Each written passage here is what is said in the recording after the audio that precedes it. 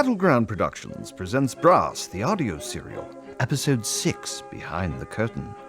The year is 1885, but not one that would be familiar to you. For this is a 19th century that differs in many ways from the one in our history books. The young man leaving the stylish Mayfair home of the Brass family looks ordinary enough, despite his resplendent ruby waistcoat and silver-tipped walking stick, but awaiting him in the carriage is an unlikely figure indeed. Good morning, Mr. Wright. Good morning, Cyril. And it's Ponder, please. Driver, the Royal Strand Theatre. As Cyril settles in across from the man known as the mechanical detective, his companion dozes. Or does he? For while his left eye is closed, the eye in the copper plate that covers the right side of his face continues to glow a dull red. Cyril cannot help but admire the exquisite craftsmanship of the copper faceplate, a bold and burnished creation whose seams are chased by a trail of tiny silver rivets. Something on your mind, young Cyril? Sorry, Mr. Wright. Ponder. I was just thinking about... Contemplating my visage, no doubt. And perhaps wondering how I came by it? My father says my curiosity is my curse. Nonsense. Curiosity is a perfectly healthy reaction to novelty. What you see, young man, is the best face and assorted other body parts that money can buy. 3 years ago, I was the victim of a bomb outrage. It was a miracle that I survived. But thanks to my brother Mordecai, being an advisor to the Science Corps and a fellow of the Royal College of Surgeons, as well as an immensely wealthy man, I was rehabilitated by the most brilliant surgeons in Europe. It must have been tremendously painful. It is a blessing of the human condition that pain is so very hard to remember, while pleasure can be long savored. That is true. And my condition responded well to opiates. To be honest, most of my recovery was a rather pleasant, if bewildering, oriental dream. When I awoke in hospital, I was, as you see me now, in many ways improved, in few ways inconvenienced, though it did take me months to relearn how to walk on mechanical legs, and I doubt my right arm will ever match the natural fluidity of my left. It is scarcely notable. Oh, Cyril, you are too kind. Though my social arm, as I like to refer to this one, does mimic in many ways the look and movement of its original. I am aware that I am not the man I once was. That being said, I now no longer require a magnifying glass for scrutiny, and I enjoy a choice of several different arms before I leave my flat. Of different fashions? Of different utility.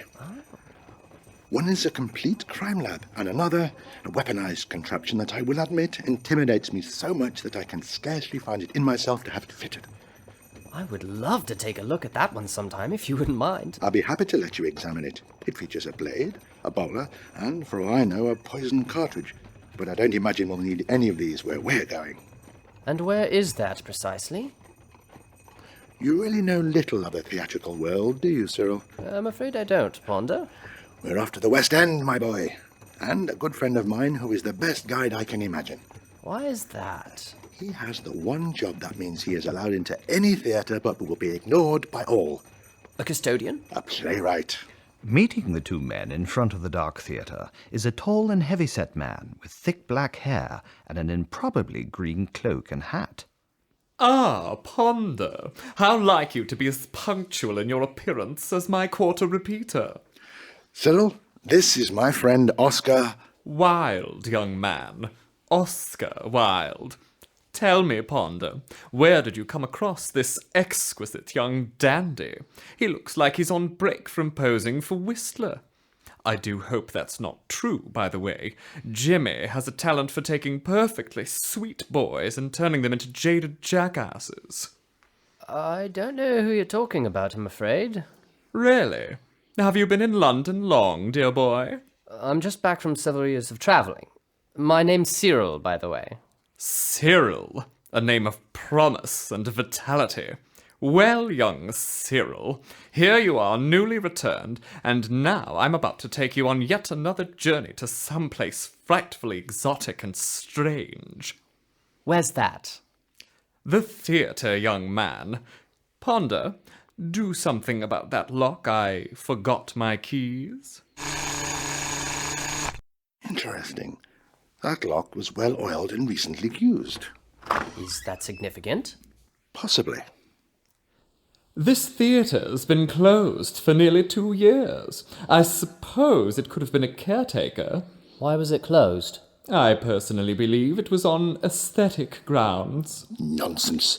It was closed by the Board of Health. The theatre is gaslit, and the fumes habitually lingered in the lower house and in the orchestra. One can't expect the musicians to play when suffering from nausea and dizziness. Nor can one expect them to perform the score from airship antics without the same reaction. Why are we here now? Rumour has it that Kensington Gore, the crime boss you have charged me with tracking down, has taken it up as a base of operations. We are here to look for clues. Shine your light this way, Ponder. Why haven't they installed electrical lighting? Costs, my boy. A theatrical producer is a man who is skilled at spending money anywhere but where it's needed. This way leads to the house. You know this theatre well? Intimately.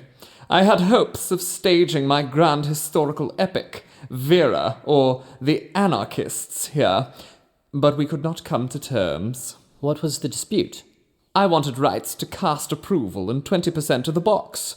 They wanted a different play. And here it is, in all of its shabby and slightly toxic glory, the Royal Strand. I thought you said they had no electrical lighting. You refer to the ghost light on the stage? Ghost light? It is tradition to leave a light illuminated on an empty stage to appease the ghosts.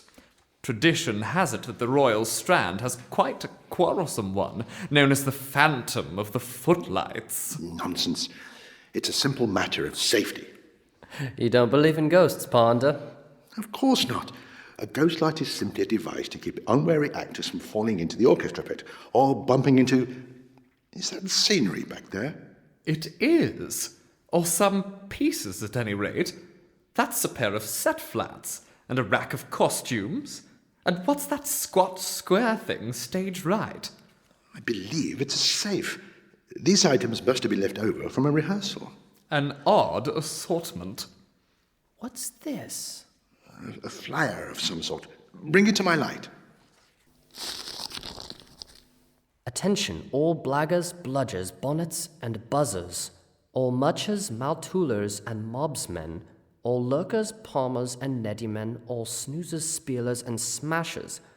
Tressano is casting the new spectacle The Scarpering Scoundrel this Wednesday night, June 10th, at midnight at the Loyal Hand. Handsome pay provided for an extended run. What is this?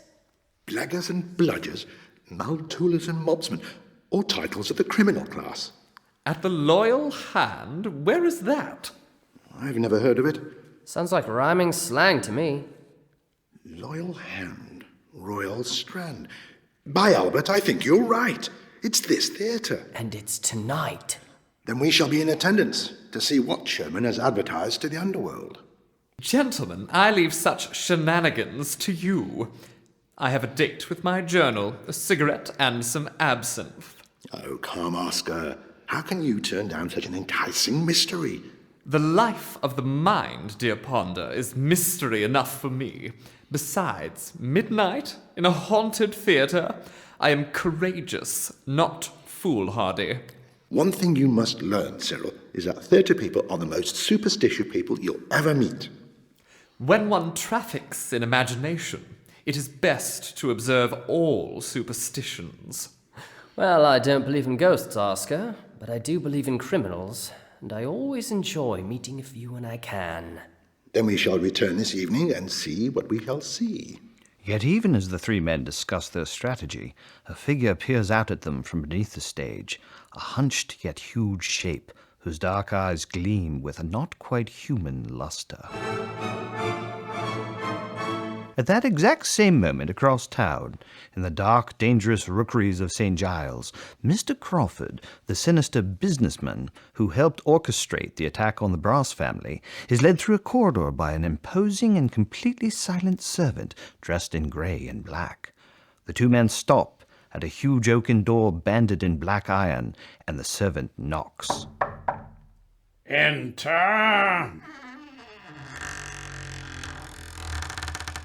Crawford enters into a pitch-black room, his hands nervously outstretched, his feet inching forward. Hello? Mr. Crawford. Is that you, Prime Minister? Yes. I'm honoured to receive an audience. Nonsense. You are terrified, as you should be. Nervous, perhaps? Then you are not fully apprised of your situation, nor the low opinion in which I hold you. Sorry about that, sir. Crawford, you failed this administration. What's more, we had to clean up your mess. Understood, sir. But it was the family brass I were up against. Do you know, Crawford, what is the source of strength of Lord Brass and his accursed clan? They're all superior intellect? Nonsense. The world is filled to overflowing with superior intellects. Nicola, Nemo, Robur, Fantomas. You can scarcely travel 50 miles across Europe without bumping into one or more criminal geniuses. Not to mention our own Professor... We do not mention his name. Sorry, sir. What makes Benjamin Brass and his family so formidable is that they are true believers in the cause of progress, and so inspirational to others. The rule of law, the march of progress, the light of reason, these are flags behind which so many are willing to march. All due respect, Prime Minister, but it's hard to get people interested in the cause of larceny and villainy. There you might be surprised, Crawford. You are familiar, perhaps, with the name Bernard Mandeville? Can't say I am. And here I thought you were a public school boy. I was, sir. Arrow. The weakness of our educational system is again made clear. Mandeville was an 18th century philosopher generally mistaken for a satirist. His great work is The Fable of the Bees, or The Grumbling Hive. Bees, sir? Yes, bees. Mandeville's fable posits a hive, very like the society known to his fellow Londoners. A city where doctors are quacks, lawyers bilk their clients, politicians rob the populace blind, and merchants rely for their trade on the vanity of their customers. Sounds about right. It is right. But his great insight was that this was not a failing of society. It was the sign that a society was functioning. For every part was full of vice, yet the whole mass a paradise. Don't quite understand, sir. What is capitalism but the systemized robbery of one man by the other? If trade were fair, no man would ever become rich. It is not the fair barter of goods, but the unfair advantage that one man gains over another that oils the wheels of commerce. Private vices, public virtues. Why was the hive grumbling, sir? Why, Mr. Crawford, I swear there's a mind in there yet. The cry goes up in the hive that cheats and frauds must be done away with, and so Jove curses them with what they desire: honesty. And this one reform is the unravelling of all their fortune and prosperity. For if every transaction is an honest one, how can any man profit? A fair statement, sir.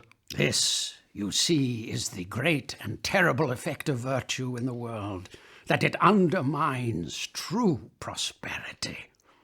It's all very well if it's just cant. Hypocritical calls for justice, fair dealing, and honesty are harmless. But the family brass won't stop until our institutions and our populace are reformed. That is why they must be eliminated. They insist on acting on their principles. That's a tall order, sir. It is, Crawford, but never fear. The family brass have foolishly split their forces. The boy after Kensington Gore, the girl after the gambling pits, and the lord and lady seek the graveyard king. Have you warned your lieutenants? Oh, I've done better than that. I've given them strategies. But why not go after them yourself, sir? A fair, if impudent question. Crawford, what makes me the Crime Minister is that I've learned the value of delegation. Besides, it's always possible that one or more of them will survive these encounters. And if they do, I am going to give you one more chance to redeem yourself.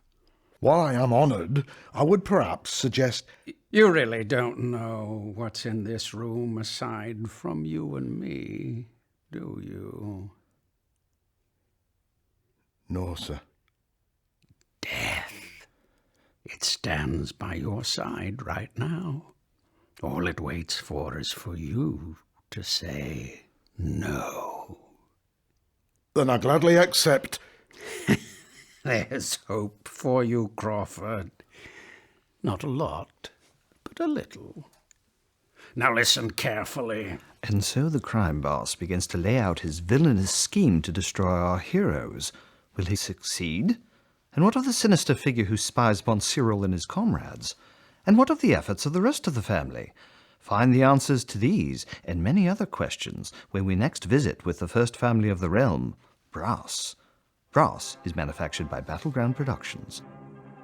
For credits and more information on our show, go to battlegroundproductions.org and find us on Facebook.